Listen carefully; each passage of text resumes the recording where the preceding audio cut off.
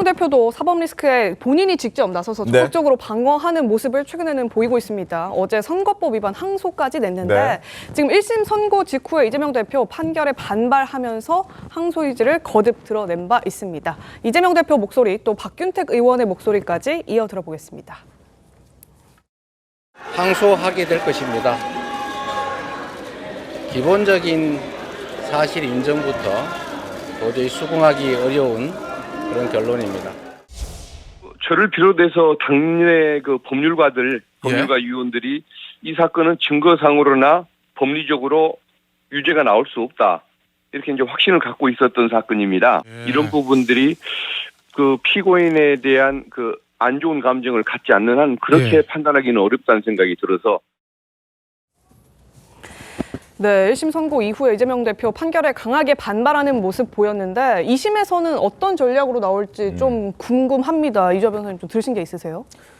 뭐 지금 판결문 보면 이제 뭐 선고 바로 마치고 이 대표님도 그렇게 말씀하셨잖아요. 사실 판단부터 법리적 판단까지 모두 다 수긍할 수 없다. 그게 곧 항소 이유거든요. 그러니까 증거를 통해서 어떤 것이 사실이냐, 검사가 주장하는 것이 사실이냐, 이 대표가 주장하고 또는 변명하는 것이 사실이냐라고 했을 때 양측의 증거의 무게를 가지고 판사는 판단을 하는데 이 사건 같은 경우는 사실 인정부터 이재명 대표는 받아들이기 어렵다라고 이야기를 하고 있어요. 네. 그게 이제 지금 뭐 김문기 사건 같은 경우는 일부 유죄가 나오고 백현동 그 허위 발언 사건 같은 경우 전부 유죄가 나왔는데 사실 여기서 뭐 시간상 전체적으로 말씀을 드릴 수가 없지만 예를 들어서 백현동 그 뭐 용도 변경과 관련해서 이 대표는 예를 들면 뭐 국토부의 압박이 있었다. 그다음에 성남시는 저항을 했다. 국토부가 특별법 의무 조항을 들이대면서 다시 또 압박을 했다. 성남시의 항의 기자회견도 했다.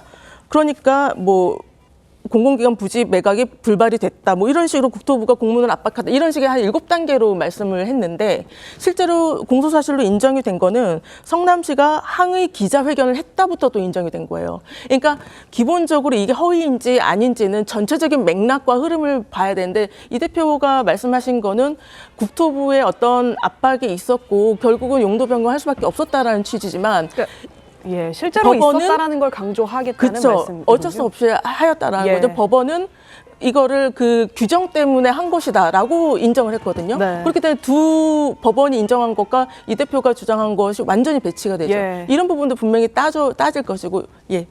근데 사실 저는 뭐 김문기 관련돼서는 이 언론에도 나오지만 이제 몰랐다는 부분은 검찰이 다툴 부분이고 본인이 이제 골프를 치지 않았다 사진 관련돼서 그렇게 친 것으로 오해를 살 만한 언행이었다라고 재판부 인정했는데 그것이 아니고 시간과 장소가 다를 수 있다. 이런 취지는 다툴 수 있는 범위 내에 속한다고 봐요. 저는 개인적으로. 그런데 백현동 관련해서 국토부가 뭐 강요했다, 협박했다. 이 말은 거꾸로 얘기하면 내 의지가 아니었다. 성남시의 자체 판단이 아니었다. 이 말이거든요. 성남시의 자체 판단이었다는 거는 저는 뻔하다고 봐요. 왜냐하면 이게 도시계획이 상하다게 다 있는데 성남시의 도시계획도 거기에 그렇게 하면 안 되는 거였어요. 그런데 이재명 대표의 공약도 그런 거였고 왜 갑자기 이게 바뀌냐. 거듭 얘기하지만 김인섭 씨가 들어오면서부터 이게 바뀝니다. 근데 김인섭 씨가 대관 업무에 대한 대가로 알선수재를 이미 항소심까지 형을 받았어요.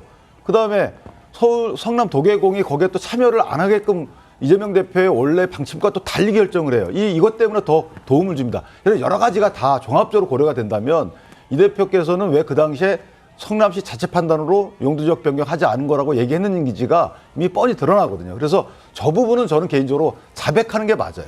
제가 이게 약간의 착오가 있었는데 성남시에서 이런 정책적 이유 때문에 변경된 거였고 내가 그럴 의도는 없었지만 그 당시에 국토부에서 사실은 이런 압박을 했다고 느낀 것도 사실이다. 이게 다 함축적으로 다 들어있다. 이런 식으로 다소 자백을 하면서 양형 사유를 주장하는 것이 저는 개인적으로 이건 왜냐하면 집행유예 벗어나면 되는 거기 때문에. 네, 알겠습니다. 그리고 저희 신통방통이 따로 취재를 좀 해봤습니다. 민주당의 항소심 전략은 어떤 건지 제가 좀 알아봤는데 이런 얘기들이 좀 당내에 있는 것 같습니다.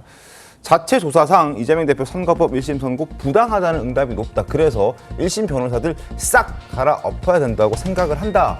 그래서 급을 높여야 된다. 대법관급 정도로 채워야 된다. 라는 얘기까지 당내에서는 있는 것 같습니다. 송영 변호사님 어떻게 보셨습니까?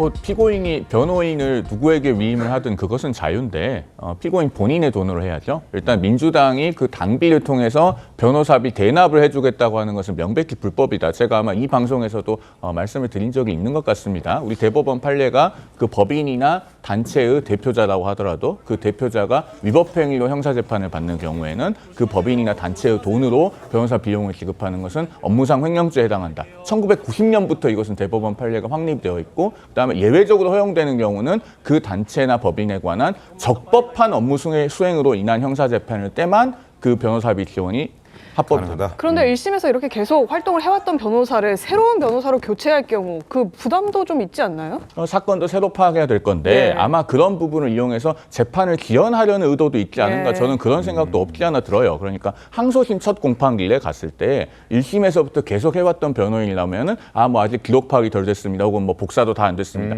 이런 얘기는 못하지 않겠습니까? 재판 지연 전략일 수 있다. 저는 그런 의도도 없지 않아 있을 것으로 보이고 그다음에 네. 이 사건 같은 경우에는 변호인의 문제가 아닙니다. 왜냐하면 사실관계가 이미 자세하게 다 드러나 있거든요. 백현동 같은 경우에 그 국토부로부터 성남시가 혁신도시법에 의한 요구가 아니고 용도 변경은 성남시가 적의 판단, 그러니까 알아서 판단할 사항이다라고 공문을 받은 게 2014년 12월 9일이에요. 네. 그로부터 그 백현동 용도 변경이 되는 사이까지 무려 9개월의 시차가 있고요. 그 9개월 동안 어떤 일이 있었는지가 1심 판결문에 아주 자세히 나와 있습니다. 네. 이것을 변호인이 대법관급으로 바뀐다고 해서 사실관계를 바꿀 수 있겠습니까? 저는 불가능하다고 봅니다. 알겠습니다.